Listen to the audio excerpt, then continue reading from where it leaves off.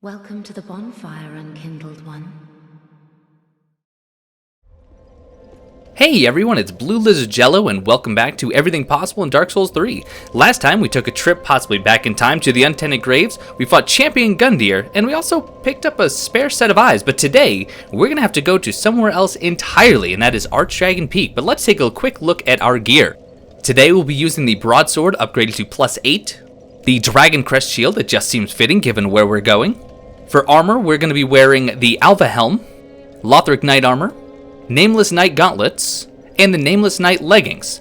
As for rings, we have the Havel's Ring, the Life Ring, Lloyd's Sword Ring, and the Hornet Ring, since we will be doing some riposte and some backstabs. As for consumables, of course we have our Estus Flask, Green Blossoms, Gold Pine Resin, as well as the Gold Pine Bundle, since the dragons are weak to lightning. We also have a longbow upgraded to +6. There is a very specific situation that we're going to be using the bow in.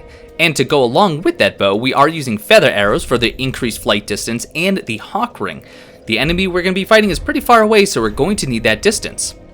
And if you want to take a look at Leylani's stats, here you go now. But now, in order to get to Archdragon Peak, we do have to travel to the Irithyll dungeon and locate a particular statue, and then, well, we have to mimic it.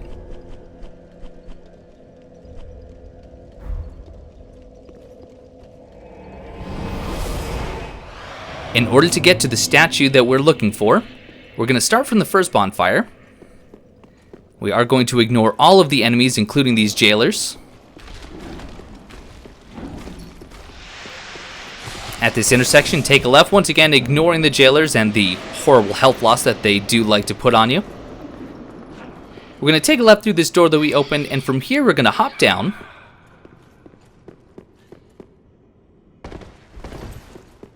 And just past this area where that frame always likes to stutter, we're going to take the elevator down.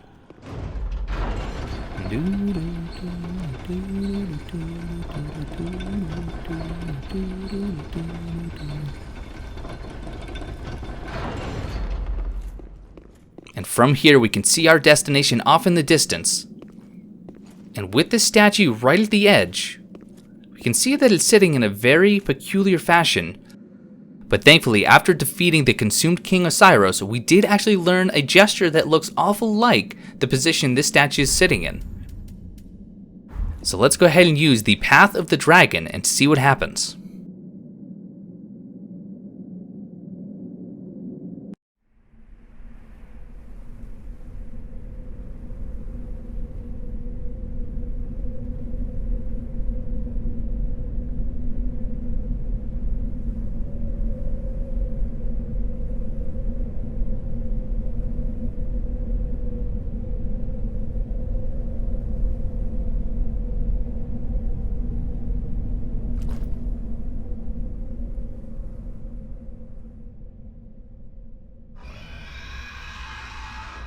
And sadly, that's all that happens.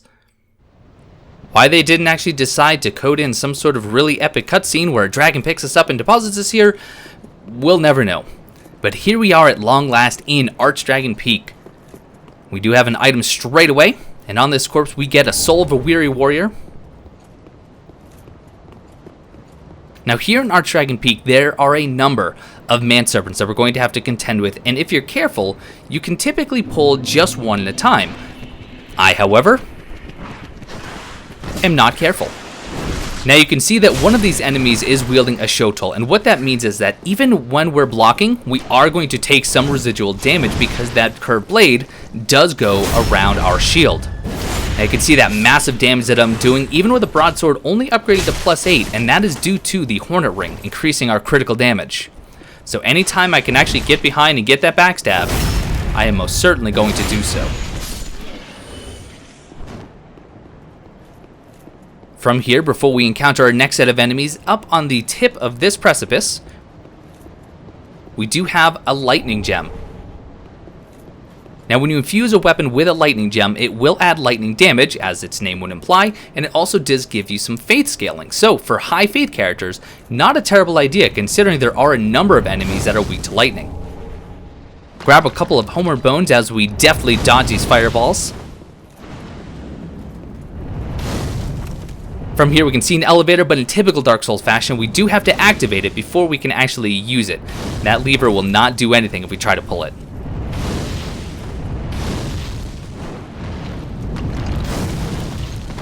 What I like to do here is to get close enough to try and pull one of these enemies, but once again I pulled two, because perfect planning does not always lead to perfect execution. That's okay, this situation should be able to be easily rectified just by simply spamming that dodge until I'm safe and then perform a jumping attack in order to take as much damage as I possibly can. Perfect, there we go. My health is almost depleted. With one of the man serpents now dead and the other one doing his best Ninja Turtles impression, I am now safe. And now we can use a couple of Estus Flasks in order to top off my health and get that Lloyd's Sword Ring activated yet again.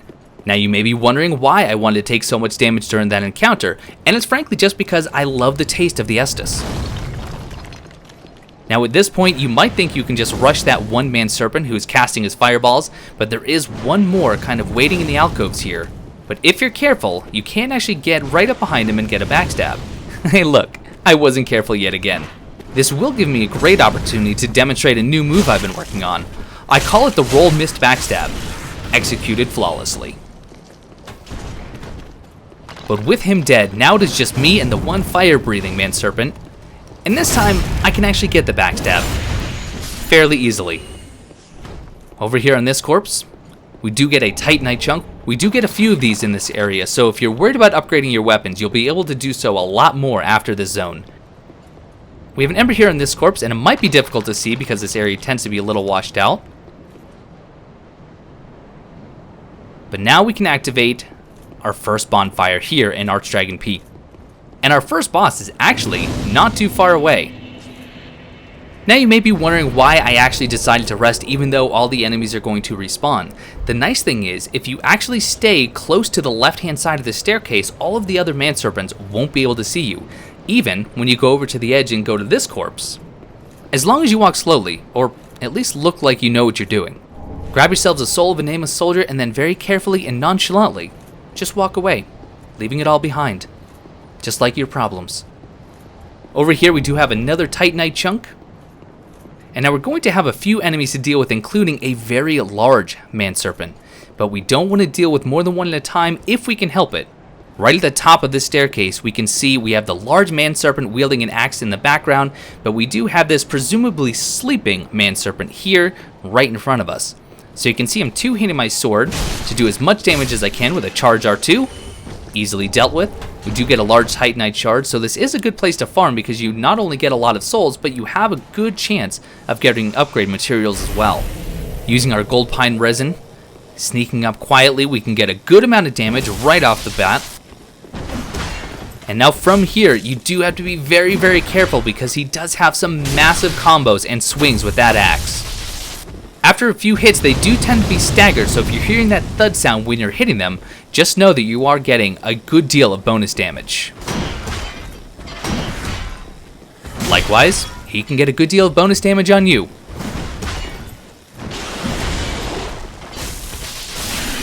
But with him dead, we do get another large Titanite shard off him, and he was guarding a corpse containing the Ancient Dragon Great Shield. Now, as far as Great Shields go, this one is, well, not that great.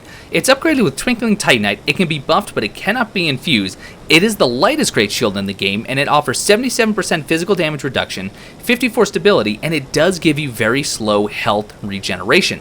This is quite possibly a callback to the Adjudicator Shield that we saw in Demon Souls, which had, well, not a very similar design, but it did have an intricate design on it, and it did also have the added benefit of regenerating your HP. It is slow, it's only about 2 HP per second, and it doesn't increase when you upgrade it, so see if you can make a build that makes it work. There are some health regeneration builds out there, but I've never seen one include that shield. Over in this corner, don't miss out on this other Titanite chunk. Pulling this lever is going to raise this portcullis. We're not going to go in just yet, however, because over here there's going to be one more manserpent to deal with. You can see the manserpent over here, and I'm going to use a tactic where I actually let him rebound off my shield and then use a gold pine bundle. The resin bundles are so fast you can actually use them as the enemy deflects. He dropped another large Titanite shard for us, and we get the lightning clutch ring on this body. We've seen the clutch rings before. This is going to give us an extra 15% increased lightning damage, but it also means we're going to take 10% more physical damage.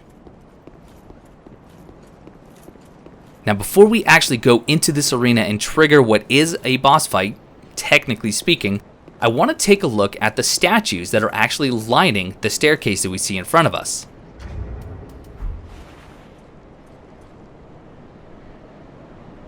If you pay close attention to the weapon and the feet, I know, who actually looks at a statue's feet? Well, we've actually seen this before. On the screen here, I have an image from Dark Souls 1 and Dark Souls 2 that is actually depicting the Altar of Sunlight, and if you look at the sandaled feet and the hilt of the weapon, they look awfully similar, don't they? I wonder who this nameless figure on the statue could be. A little hint about the next episode. And as we approach the staircase, we do have the Ancient Wyvern showing up, and already we're seeing developer messages stating plunge attack. But in order to show what kind of damage you can do without following the developer's message, here I am making a fool of myself and getting hit with the tail. 13 damage. It barely made a mark on his health bar. Now, there are ways to kill him legitimately, and I put air quotes around that, you just didn't see it, and that is actually to go for headshots. It's completely possible, but it takes a while, and there's a much easier developer-intended method. Now, you're going to see me run past quite a few enemies, as well as quite a few shinies. My preference is actually to get to the end of the arena, kill the Ancient Wyvern, and then loop back to kill all the enemies, after taking a flame to the back, as you just saw here, and do all the looting. It makes it a lot safer when you can take your time and concentrate only on the enemies around you and not a giant fire-breathing wyvern in the background. Now, this next section can be quite the gauntlet. You're going to see me just kind of casually strafing around the fireballs, but there is one that is actually going to be coming from behind if you're not careful. Just like that. Luckily, that fireball actually made it so possibly I didn't take damage from that other chain-wielding Sickleman Serpent. This ladder is the make or break point. If you make it to the top, great, and if you don't, you're gonna get broken. Just hiding behind the corner, let him do his fire attacks. We're going to get to the end of this wooden walkway and hop down, and you can see there's another developer message just below. But first, if we climb up here, this is the one piece of loot I'm going to get now just because it is completely safe to do so. And over here in this corpse, we do have 2 Twinkling Titanites. Now, something I want to actually state, if you're doing co-op in this area, I highly suggest that you engage in what we call the Ancient Wyvern race. Quite simply, you get as many co-op partners as you can, which is up to 3, and then you all enter the boss arena at the same time, you eat a green blossom, and whoever can actually kill the Ancient Wyvern is the winner. Showing here the developers are still telling you, perform a plunge attack, but I want to show you that it doesn't matter what weapon you're actually wielding. Now, be careful when you time your plunge attack here, because if he's actually rearing his head up, you will phase through him, and you will die. You can see here, bare fist, do a plunge attack, and the fight is over. And that, ladies and gentlemen, is the Ancient Wyvern. And for that, you actually get the Dragon Head Stone.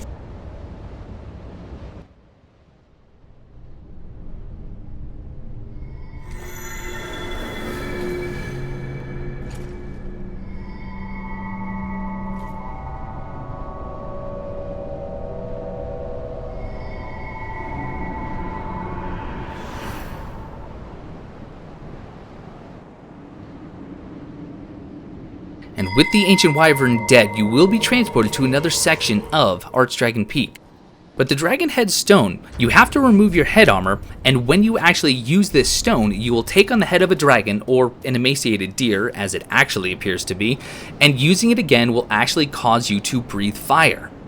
Stone imbued with the power of the everlasting dragons used in a secret rite by dragon worshippers. Those who choose the path of the dragon strive for perfect imitation, and the Dragon Head Rite is the first step in this grand process. This actually does pair well with the Dragon Torso Stone if you want to become a dragon / an emaciated deer, but there is an upgraded version of each of these that we're going to be seeing a bit later on in Archdragon Peak.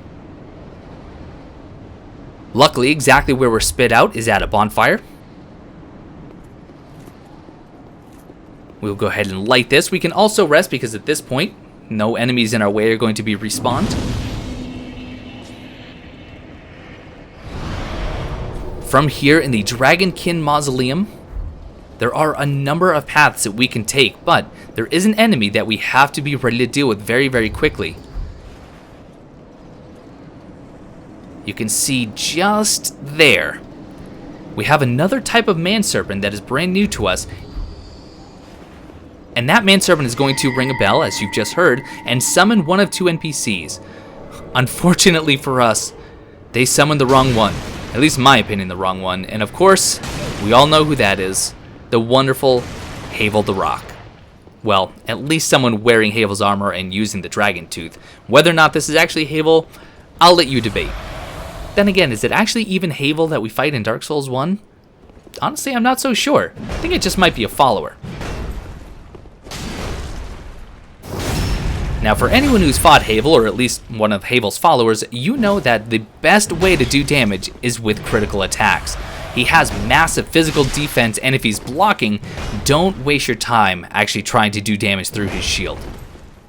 The best thing that we're going to have available at our disposal are the critical attacks, especially the backstabs, but that's just because I'm too afraid to try and parry the Dragon Tooth.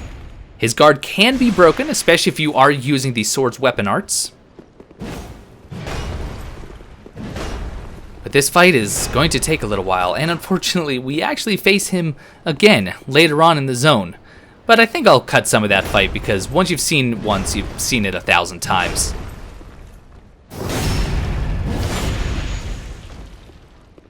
Once you've gotten the backstab and he's getting up, prepare a charged R2 and you should be able to get that off before he's actually ready to attack again. Now do be careful whenever he casts Stone Flesh. This increases his damage absorption and makes him a lot harder to stun.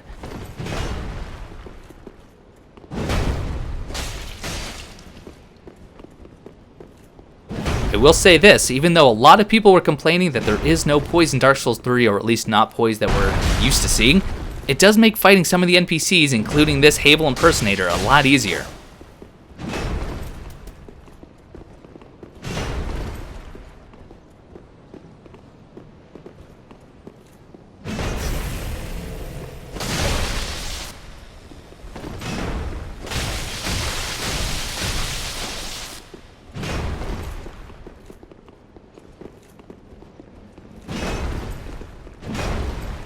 Nearly dead here.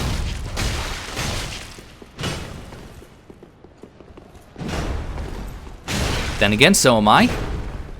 He almost caught me in that roll, and that very well could have been the end of me. That delicious Estus, though. Always worth it.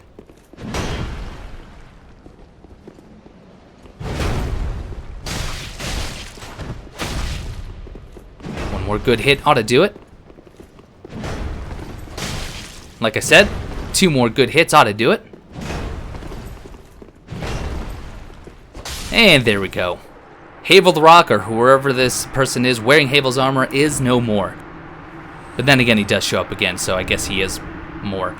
But for killing him the first time, whether it's here or later, we do get both the Dragon Tooth and Havel's Great Shield. Something interesting that I only just noticed recently is that this literally is a dragon tooth, and if you actually notice, the top of the weapon is where the tooth would have been embedded in the jaw, and the point is actually where the handle is off of. Now this weapon offers a Perseverance weapon art, it cannot be buffed or infused, it does actually give you 10% magic and fire absorption, which is interesting, and it is upgraded with Titanite scales. The shield gives you the Stone Flesh weapon art that we just saw Havel the Rock actually using against us, which will boost our physical absorption by 40%. This shield gives an average block rating of 86.2%, which is huge, but it is extremely heavy at 28 units of weight, and it requires 40 strength in order to wield this in one hand. So if you are a strength user, this might be something you want to use, but frankly, that's a huge strength investment. Now I am going to let this manserpent summon another NPC because this time we do get the one I was looking for, and it is a Drakeblood Knight.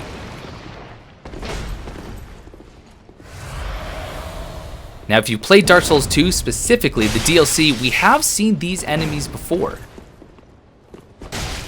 The Drakeblood Knights were featured in the Crown of the Sunken King DLC, and we fought several of them in the tower leading to Elena the Squalid Queen.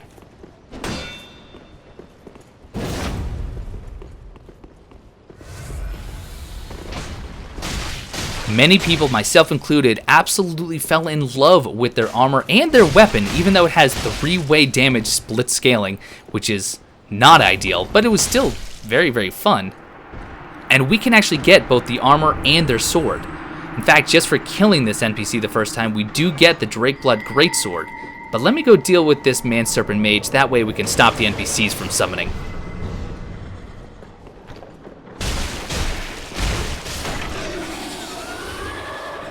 And unfortunately, we didn't get the drop I was hoping for, and that is the Medican Staff, and I'll talk about that in a moment.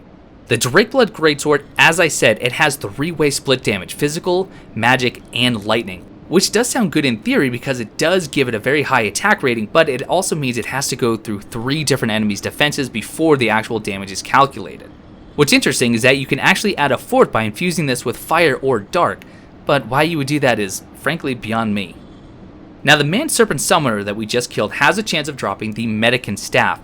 A staff that's really kind of unremarkable in and of itself, but when you're wielding it, it does increase your soul absorption by 20%, and even more importantly, you can trade it to the crows for the Sunlight Shield and be even more like Solaire.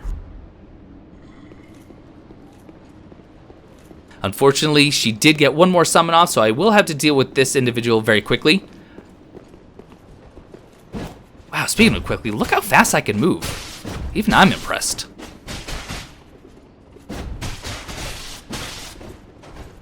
And a flawless fight at that. And by flawless, I mean I got hit several times so I could drink Estus. And Estus tastes flawless. Over here we do have a Soul of a Crestfallen Knight, and now we can actually proceed deeper into the area. We can see a shiny just on the other side of that portcullis, and technically you can get it from this side, but frankly I find that to be cheating. So, you'll just have to wait your turn, item. Down there we do have a number of Man-Serpents that are actually wielding the Ancient Dragon Great Shield, but we are going to go back into the area where we fought the Ancient Wyvern so we can kill all the enemies and get all the loot there. In a moment.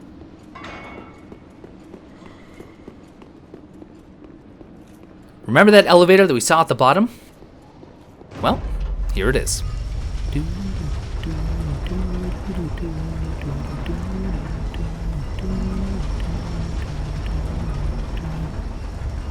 And look, here we are at the bottom. Isn't it lovely? Frankly, I should have just activated the elevator and sent it down myself, but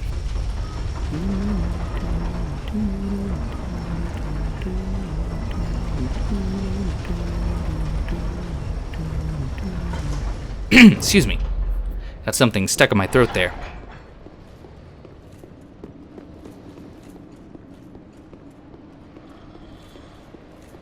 Before we head into the Ancient Wyvern Arena, we have this small offshoot that overlooks the arena. There's a couple of items that we want to grab before we go into there and face that gauntlet. On this corpse, we do have a Titanite scale. And then down here, we find our first fossilized, as I like to call them, crystal lizards. You can see they very strongly resemble the small crystal lizards that we're used to, but they're entirely made of stone, and they're very resilient because of it. What I like to do is only get 2 hits and then go to the side so you can avoid either the fire attack or the little jump attack that they do, because it is quite possible and, well, sometimes even easy to get knocked off the ledge by them. But if you're polite, sometimes he'll just do the dirty work himself. On this corpse hanging on this railing, we do have another Titanite scale, and down here there are no more items. You can take a look at the very beginning of the zone. And down here, this actually leads to the area just outside the Dragonkin Mausoleum bonfire. We saw a very large statue of a dragon there. We're going to be going there momentarily, but for now, let's hop onto this wooden catwalk. Here's, of course, the ladder that we made it up, just barely unscathed. So from here, we can head down. We can already see the Man-Serpents are waiting for us. I'm apparently going to climb and slide down because I'm afraid of a little fall damage. And from here, we're going to have to be very careful about how we take on these enemies because we don't want to get surrounded. For the turtling enemies, I really like the weapon art of the broadsword.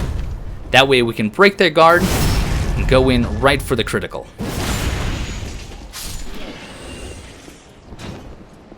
One down. Now with this guy right here, we're going to want to attack him back here if we can, because that other large man serpent with these sickles on a chain is extremely deadly, even from a distance. One backstab later and he is dead. Just watch out for these fireballs. Now from here, if we try and take on that large man serpent down there, we're going to have to deal with not only the fireballs, but quite possibly the other man serpents that are waiting down there as well. So I'm going to charge in, get his attention, and then run back and look at the range on that weapon. It's a shame that we actually can't get that as a drop. Can you imagine the implications that would have? But he is best fought really up close and personal, because if you're at a distance, there's very little you can do, but there's a lot he can do. Once you're up close and personal like this, he really just becomes another one of the axe-wielding man serpents. You can get in, do a few hits, get your guard broken, take a hit, and then just rinse and repeat, really. I wasn't kidding. I rinse and repeat. This was not my finest work, I'll be honest. Nothing like having this wonderful shield at my disposal and then dodging to avoid all attacks anyway.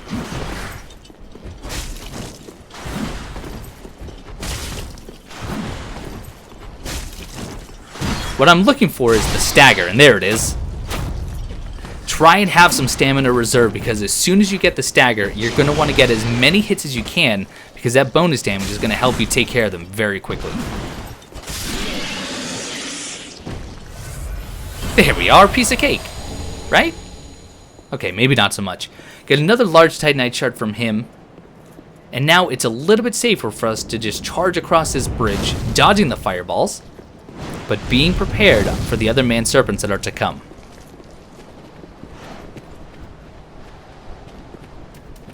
I was kind of hoping he would acknowledge my presence by now. No? Well, alright.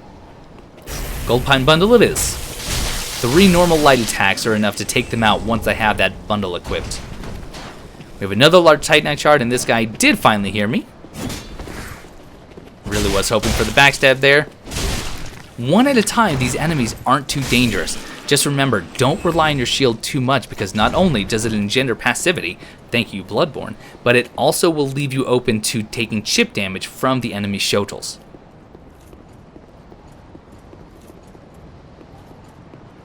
Up at the top of these stairs, we do have another large man serpent to deal with. And sadly, we can't get a backstab, but we can prepare a large-scale first attack as long as we have the Gold Pine Bundle ready and we use our Charge R2. 507 damage is really not too bad. That Fire Breath attack is a great opportunity for you to get up close and personal and get some light attacks in. Easy as can be. Another large Titanite shard here. On this corpse, we have 2 Titanite chunks. Excellent. And as long as we're careful... Shh. Why didn't I go for a backstab there? Hindsight is 20/20, I guess.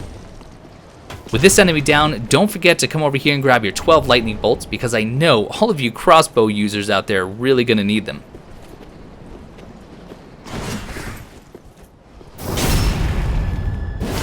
Hornet Ring doing its job yet again.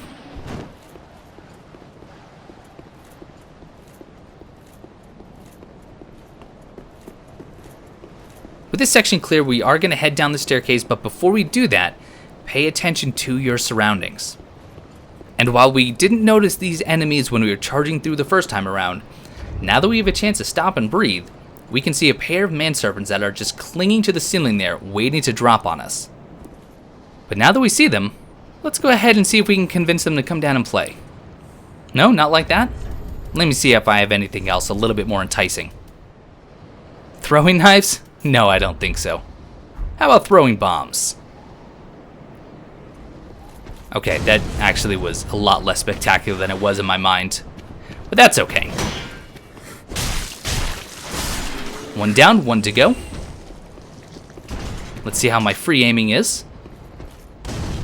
Clearly on point. There it is. Do a quick little dance.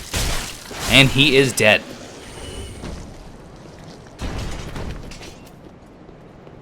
Alright, just a few more manserpent to deal with, and then we'll be able to loot to our heart's content. If you are too quick in this section, there are some manserpents that will be just starting their patrol. But if you're slow, like I am apparently, you should be left with this one by himself. Now the question is, would I be able to one-shot this enemy with a backstab without the Hornet Ring? Possibly. But if you can't kill with overkill, what's the point in killing? Down here we have a pair of Twinkling Titanites. Quickly skirting back up the ladder, there's another piece of loot here. On this corpse, easy to miss, we do have a Titanite chunk. Like I said, lots of upgrade materials to be had in Archdragon Peak, and it gets even better once we get the ashes towards the end of the area.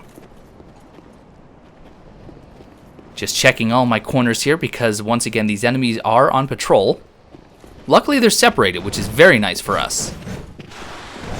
Do be very careful with these enemies that are dual-wielding the daggers.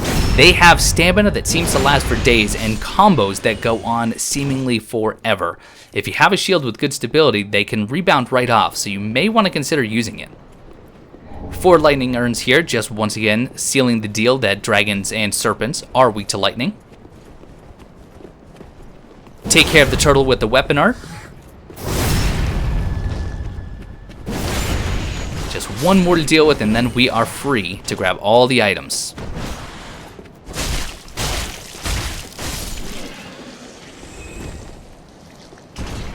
Over on this corpse, we have a large soul of a nameless soldier. And up here, right in the center of this platform, another large soul, this time of a weary warrior. Now be careful trying to loot this area if the ancient wyvern is still alive, because even though you can get these embers and then something else a little bit more questionable on this corpse, yeah, 6 stock dung pies, he can breathe fire down here and reach all the way to the edge of this platform. But if you are looking to kill him with melee or magic, any way that's not plunging, this is probably where you're going to want to do it. You can bait his fire attack and then get up there in order to hit him in his head, which is his weak spot. We just grabbed the Ring of Steel Protection. This is going to give us an extra 10% physical damage absorption. As you can see here, this ring belonged to the Night King of Ancient Legend, who we know was named Rendal. We know this from the description of the same ring from Dark Souls 1. From that same description, we learned that he slashed a giant drake to pieces. Night King Rendal was quite possibly the King of Baldur, and unfortunately he failed to get through Sen's Fortress back in the times of Dark Souls 1. And considering Viz was able to get through Sen's Fortress, really the Night King Rendal has no excuses. That was a plug for Viz Learns Dark Souls 1, everyone. Her adventures with Large Marge have been nothing short of hilarious to watch. Yes, I have tried to drop down there. Go ahead and try it. You can probably survive. I didn't, but I'm sure you'll have better luck than I will. You can see here that we have a bell that does, sadly, absolutely nothing at all. The bell is something that is very heavily symbolic in Dark Souls 3, and we're going to see one in greater use in the next episode. But since we have gotten all the loot and killed all the enemies, I am just going to speed up this part of the video so I can run back to the section where we fought the Man-Serpent Summoner.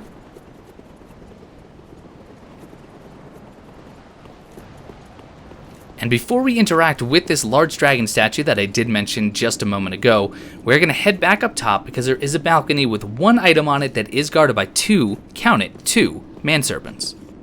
Watch out for the plate.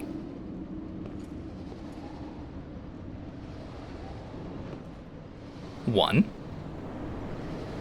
2. See? I wasn't kidding. Now I hit the wall there to try to get their attention, and then I ran through their dishes in order to really make them mad. Looks like I was fortunate just to get one. Now this doesn't always go exactly as planned, but when it does, I like to act that it works every time. Go for the roll backstab here. Perfect, and now we can go deal with the other one a little bit more straightforward. Of course, I wasn't actually sure which one attacked me. There's that combo that I've talked about.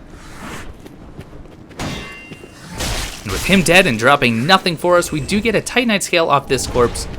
And that is it for loot on this top section. So now, And now let's go see about this statue that seems to be glaring at us with a glowing red eye. Well, okay, not really, but that is a callback to Dark Souls 1, where we fought the dragon Calamity in the DLC. And once again, if we act like the statues around us and we perform the Path of the Dragon gesture, something special will happen.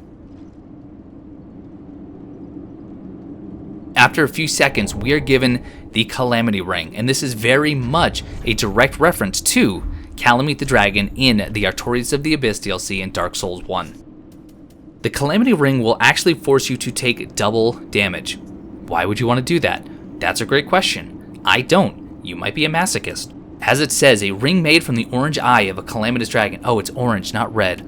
My apologies, that's my color blindness kicking in. This ring has no useful powers. Yeah, no kidding, taking double damage is not useful in the slightest.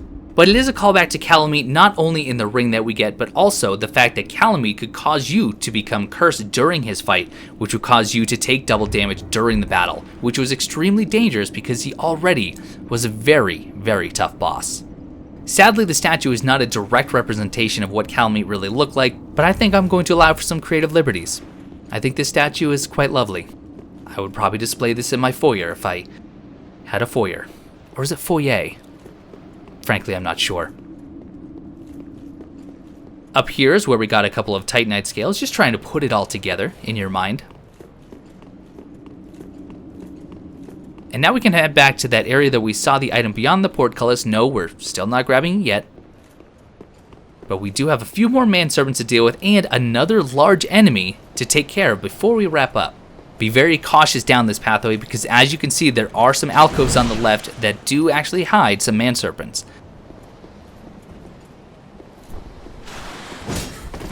But ideally, we'll only fight one at a time just so long as we know how to pull. Another large Titanite shard from this enemy.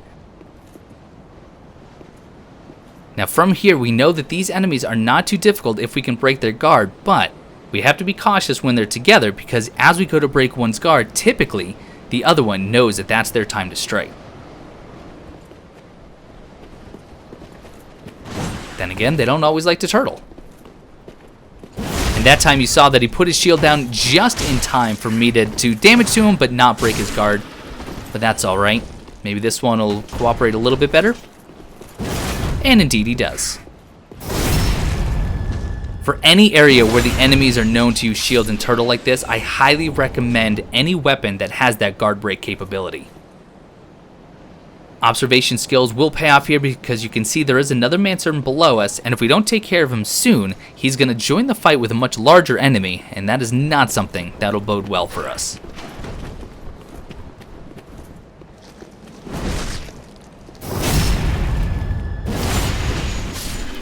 One more manserpent here, and then we're going to go deal with that one who's hiding. Also, when they have their daggers up in that guarded position, be careful because they can parry. That's why I did a jumping attack. That is something that they cannot parry, and it's a little bit safer to use. Time for a plunging attack here.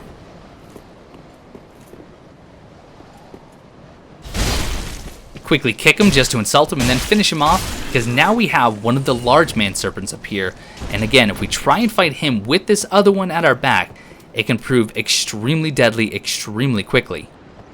But we have a little bit of a trick for dealing with this next one, or at least getting the drop on him. Wink wink. Plunge attacks are the name of the game here, folks. I don't know if you're catching my drift.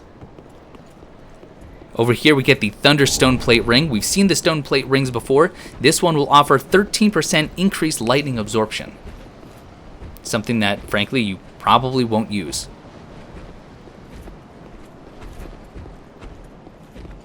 Well, the drop attack sounded great in theory, didn't it? But if he's not going to cooperate, I might as well take a look at the ring in more detail. You can actually see the absorption changing on the right-hand side when I switch between the Ring of Steel Protection and the Thunder Stone Plate Ring. Doesn't really say anything too interesting, but it does mention that it was actually granted to those who would become dragons. Now, who would actually want to become dragon? I wonder if someone were to desert their former group, maybe they would want to become a dragon? That was a terrible segue, but we'll be seeing Hawkwood the Deserter a little bit later.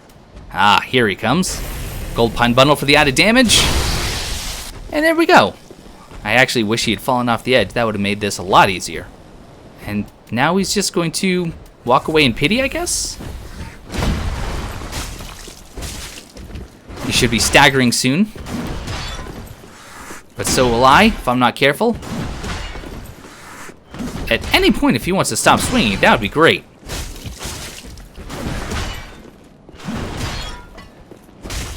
There's the stagger, and there's the finish. Another large Titanite shard here. We have one more section that we're going to be doing in this video. As you may have noticed, it is getting close to the wrapping up point. But as you cross this bridge, there is a crystal lizard that we're going to want to take care of before he's able to run off the edge. I'm only kidding. If he does die by running off the edge, you get his drops anyway. Sometimes it's even easier. And that way you don't actually chip your sword on the wall. But he'll give us 3 twinkling Titanites. And then double checking, making sure this isn't a mimic. This time we get 3 Titanite scales.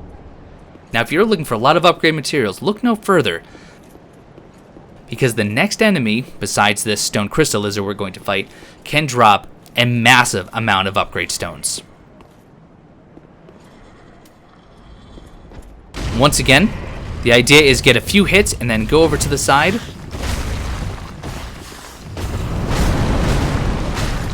Don't let him roll into you. It does a lot of damage and will break your guard very quickly. Just 1 or 2 hits, get to the side. Put your shield away so you can take as much damage as possible.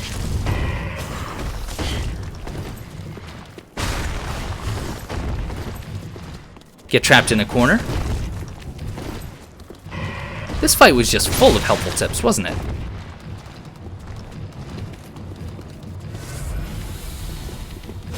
But seriously, these enemies are not as hard as I make them look. And also, if you're looking for Titanite scales, they actually have a semi-decent drop rate of them. So if you're looking to farm them, these are the only enemies that can drop them repeatedly.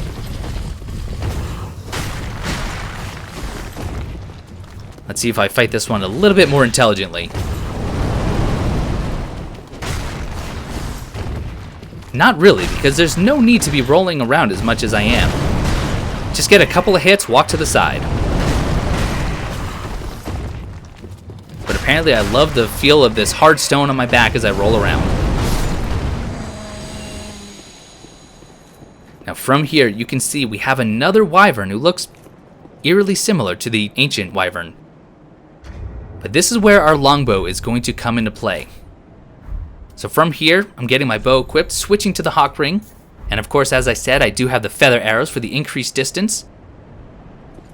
And even though it's not much, from here, we can actually do damage. Now, 16 is pretty pitiful, and he can still cast his fire extremely far. But if we just get a little bit closer, oh, he's actually going to fly over to fight us man versus man. Mano a mano, if you will. Ah, phew. He flew away. And now he's a lot closer, and our damage is going to be amplified pretty significantly. Boy, he is really cooperating today, isn't he? Alright, let's see what kind of damage we can do from here. Alright, 45. A little bit better than the original damage. And you can see here his health is whittling down. Obviously, there was a large cut there, and I've used many, many arrows. And once again, he decides to come down and fight me on the ground. This doesn't always happen. In fact, this very rarely happens. And this is an enemy you do want to kill, if at all possible, because of the amount of upgrade materials he's going to drop for us. But at this point, since he is insistent on staying on the ground, I'm going to have to fight him on the ground. And if there's ever an example of terrible camera work in a FromSoft game when you're fighting a large enemy, this is probably it in a nutshell. So let's charge up there. You can actually get some good damage if you attack his head, but now try and keep track of my character, because the camera is just going to flip around anytime this dragon moves. Yep, just like that. Also, the hitboxes on some of his attacks are questionable to say the very least. He doesn't have too many more hits left, so let's see how many more hits it takes to kill him. Take some damage from that stomp that wasn't anywhere near us. Try and figure out where in the world we are. Get really frustrated as you can't even get an attack off.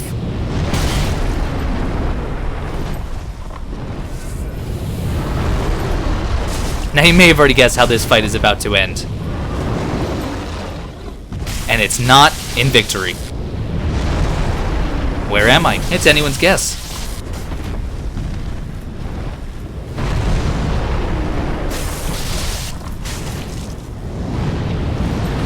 Watch the flame attack.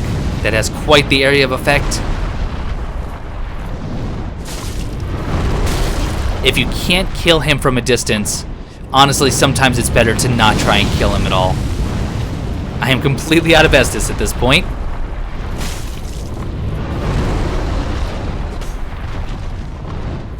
But he is so close to death.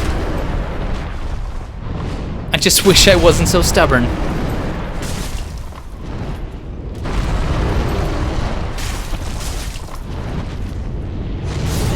And with that tail swipe that left something to the imagination, that is going to do it for this episode. So unfortunately, we're not able to do all of Archdragon Peak in one episode, but next time we will start by killing that Wyvern, getting all the wonderful upgrade materials, and we will proceed through the rest of the area, meet up with Hawkwood the Deserter, and also quite possibly answer the age-old Dark Souls question, just who is, or was, Lord Gwyn's firstborn. But that is going to do it for this episode of Everything Possible in Dark Souls 3. I hope you learned something, and if you did, please leave me a comment below and let me know what you learned, and if I missed something, as always, you have to put that too so we can all keep learning. But I thank you so much for watching, and I will see you next time.